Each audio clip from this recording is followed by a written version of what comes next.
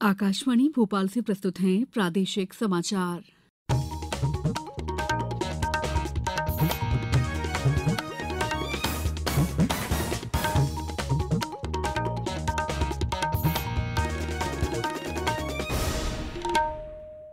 नमस्कार, समाचारों के साथ मैं दीपा सिंह।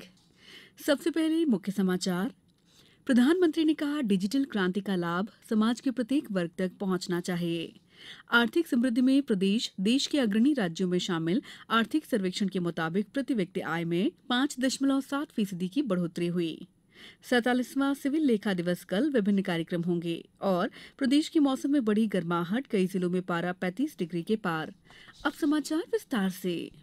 प्रधानमंत्री नरेंद्र मोदी ने कहा है कि डिजिटल लाइब्रेरी ज्ञान केंद्र से बच्चों को प्रतियोगी परीक्षाओं में बहुत मदद मिलेगी। प्रधानमंत्री ने ये बात सांसद राज्यवर्धन सिंह राठौर के एक ट्वीट के जवाब में कही। श्री राठौर ने ट्वीट किया है कि जयपुर के बावनवास, भावपुरा, रोजदा और सुराना ग्राम पंचायतों के 14 गांवों के 1500 बच्चों का जीवन डिजिटल लाइब्रेरी ज्ञान केंद्र के माध्यम से समृद्ध किया जा रहा है। उन्होंने कहा कि जल्द ही अमृत काल में 75 गांवों में ऐसे केंद्र बनाए जाएंगे। प्रदेश विधानसभा के बजट सत्र में दूसरे दिन आज वित्त मंत्री जगदीश देवड़ा ने आर्थिक सर्वेक्षण पेश किया। उन्होंने बताया कि मध्य प्रदेश ने पिछले एक साल में करीब 7% की रफ्तार से वृद्धि की है, जबकि प्रदेश में प्रति व्यक्ति आय में 5.7% की बढ़ोतरी हुई है। आर्थिक सर्वेक्षण में दावा किया गया है कि पिछले वर्ष आर्थिक समृद्धि में मध्य प्रदेश देश के अग्रणी राज्यों में शामिल रहा और इसने जीएसडीपी में 16.34% की वृद्धि हासिल की। वहीं 10 सालों में ये बढ़ोतरी 319% हुई है। आर्थिक सर्वेक्षण के अनुसार स्थिर कीमतों पर मध्य प्रदेश में 2022-23 के अग्रिम अनुमान के अनुसार प्रति व्यक्ति आय बढ़कर 65,023 रुपए हो गई है। सर्वेक्षण में बताया गया है कि प्रदेश का बजट महज 2023 में बढ़कर 2,47,715 करोड़ रुपए तक पहुंच चुका है। मुख्यमंत्री शिवराज सिंह चौहान ने आर्थिक सर्वेक्षण पर अपनी प्रतिक्रिया देते हुए कहा कि प्रदेश की आर्थिक स्थिति मजबूत हुई है और राज्य के बजट का आधार और कर संग्रहण बढ़ता जा रहा है। प्रधानमंत्री नरेंद्र मोदी ने जोर देकर कहा है कि सरकार आधुनिक बुनियादी ढांचे को बनाने के लिए प्रौद्योगिकी में भारी निवेश कर रही है। उन्होंने कहा कि डिजिटल क्रांति का लाभ समाज के प्रत्येक वर्ग तक पहुंचना चाहिए। प्रधानमंत्री ने क्षमता का सदुपयोग, प्रौद्योगिकी का उपयोग करते हुए जीवन में सुगमता लाना विषय पर बजट उपरांत वेबिनार को वीडियो संदेश के माध्यम से संबोधित करते हुए कहा कि पिछले कुछ सालों में हर बजट में हमारी सरकार ने प्रौद्योगिकी की सहायता से लोगों के जीवन को सुगम बनाने पर बल दिया है। प्रधानमंत्री ने पूर्ववर्ती सरकारों की प्राथमिकताओं में विरोधाभासों को रेखांकित करते हुए कहा कि विशेष क्षेत्र के लोगों ने हमेशा सरकार से हस्तक्षेप और अपने कल्याण की आशा की। वन मंत्री डॉ कुंवर विजय शाह ने आज खंडवा जिले के खालवा ब्लॉक की ग्राम पंचायत सुंदरदेव के ग्राम सुहागी का निरीक्षण किया, जहां कल अचानक आग लग जाने से लगभग 28 मकान जल गए थे। श्री शाह ने पीड़ित परिवारों से भेंट कर उन्हें सहायता के रूप में पूर्ण रूप से मकान बनवाकर देने का आश्वासन किया। तात्कालिक मदद के रूप में उन्होंने अपनी ओर से प्रत्येक परिवार को 5-5 हजार रुपए कीमत के बर्तन देने की घोषणा की। साथ ही 20 बल्ली और 50 बांस प्रत्येक परिवार को निःशुल्क दिए जाने के लिए भी कहा। इसके अलावा शासन की ओर से प्रत्येक परिवार को गद्दे, रजाई, 25 किलो गेहूं और 25 किलो चावल भी दिए गए। समाचारों में वक्त है ब्रेक का। ये समाचार आप आकाशवाणी भोपाल से सुन रहे हैं। हमारे समाचारों को अब आप कभी भी और कहीं भी अपनी सुविधा के अनुसार सुन सकते हैं। ये समाचार बुलेटिन YouTube, ट्विटर और फेसबुक पर AIR न्यूज भोपाल पेज पर भी सुने जा सकते हैं। इसके अलावा आप हमारी वेबसाइट newsonair.nic.in पर अथवा AIR न्यूज ऐप पर भी समाचार सुन सकते हैं।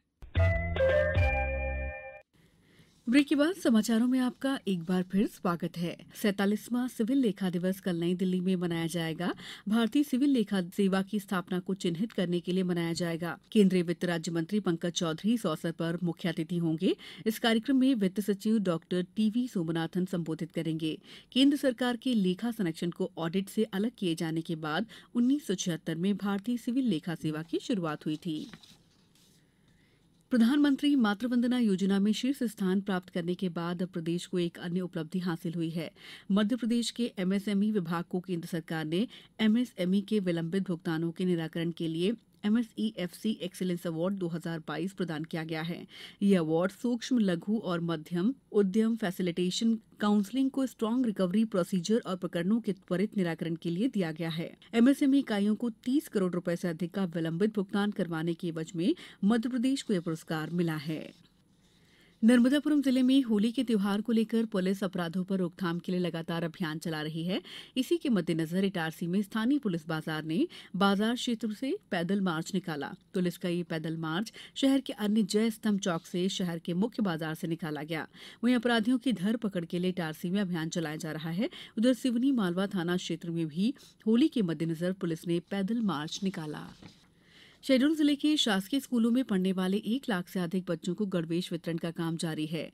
जिला पंचायत के सीईओ हिमांशु चंद्र ने बताया है कि जल्द ही सभी बच्चों को गणवेश का वितरण कर दिया जाएगा। जिले में 2122 शासकीय प्राइमरी और मिडिल स्कूल हैं।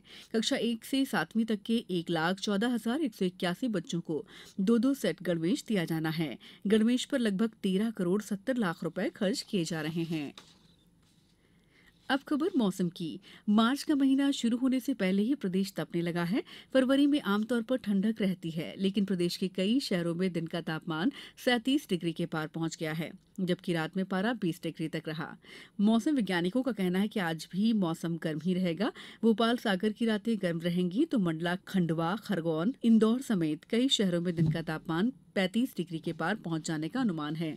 मौसम विभाग द्वारा दिए गए आंकड़ों के अनुसार सोमवार को प्रदेश का दमोह सबसे ज्यादा गर्म रहा। यहां अधिकतम तापमान 37 डिग्री रिकॉर्ड किया गया।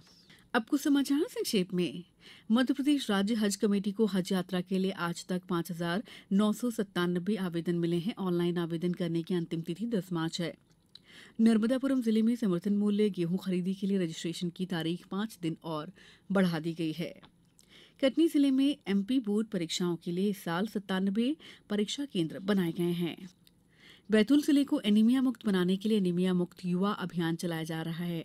इसके पहले चरण में चिन्हित बच्चों के अभिभावकों की काउंसलिंग के लिए आज जिला मुख्यालय पर 2 दिवसीय परामर्श शिविर आयोजित किया गया। गुना में आज जिला स्तरीय जनसुनवाई के दौरान राष्ट्रीय बाल स्वास्थ्य कार्यक्रम के अंतर्गत 2 बच्चों के इलाज के लिए 13 लाख रुपए के स्वीकृति पत्र उनके अभिभावकों को प्रदान किए गए।